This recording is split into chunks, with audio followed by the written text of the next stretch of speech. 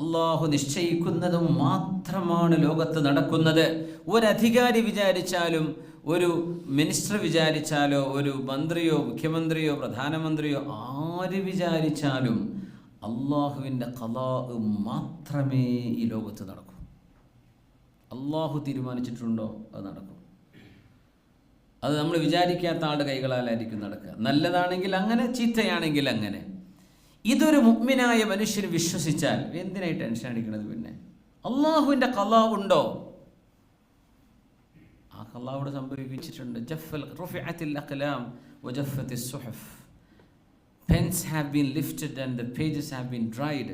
പേജുകളൊക്കെ ഉണങ്ങിക്കഴിഞ്ഞു, പേനൊക്കെ ഉയർത്തിക്കഴിഞ്ഞു, അതൊക്കെ രേഖപ്പെട്ടു കഴിഞ്ഞു. ആരാ വരാൻ? അപ്പോൾ അതിനെപ്പറ്റി ടെൻഷൻ അടിക്കേണ്ട, അതതിൻ്റെ വഴിക്ക് പോട്ടെ. ഖളാഉം വഖദർ.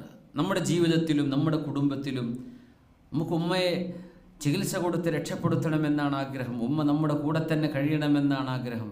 എന്തായാലും അള്ളാഹുവിൻ്റെ ഖളാ ഉണ്ടോ? ഉമ്മയെ കൊണ്ടുപോകാനാണെങ്കിൽ ഉമ്മയെ അള്ളാഹു കൊണ്ടുപോകും.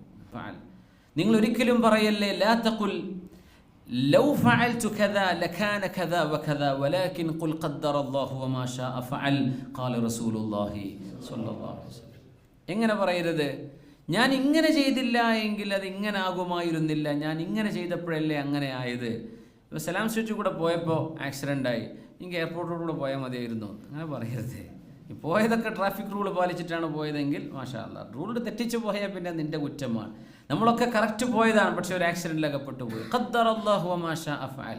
അള്ളാഹു തീരുമാനിച്ചു, ആ തീരുമാനിച്ചത് സംഭവിച്ചു. ഇതാണ് ലോകത്തെ എല്ലാ കാര്യങ്ങളും. നമ്മളായിട്ട് ചെയ്യുന്ന പ്രവർത്തനങ്ങൾ ഒഴികെ നമുക്ക് അള്ളാഹു ഇറാദത്ത് തന്നിട്ടുണ്ട്. ആ ഇറാദത്തനുസരിച്ച് ഉദ്ദേശത്തോടെ നമ്മൾ ഇൻറ്റൻഷനലി നമ്മൾ ചെയ്യുന്ന കാര്യങ്ങൾ അത് നമ്മൾ വിചാരണ ചെയ്യപ്പെടുന്ന വിഷയമാണ്. ബാക്കിയൊക്കെ നമ്മളുടെ മേൽ സംഭവിക്കുന്നത്, നമ്മുടെ ശരീരത്തിന് സംഭവിക്കുന്നത്, നമ്മുടെ നഫ്സിൻ്റെ ഉള്ളിൽ സംഭവിക്കുന്നത്, ഇതൊക്കെ അള്ളാഹുവിൻ്റെ തീരുമാനങ്ങളാണ്.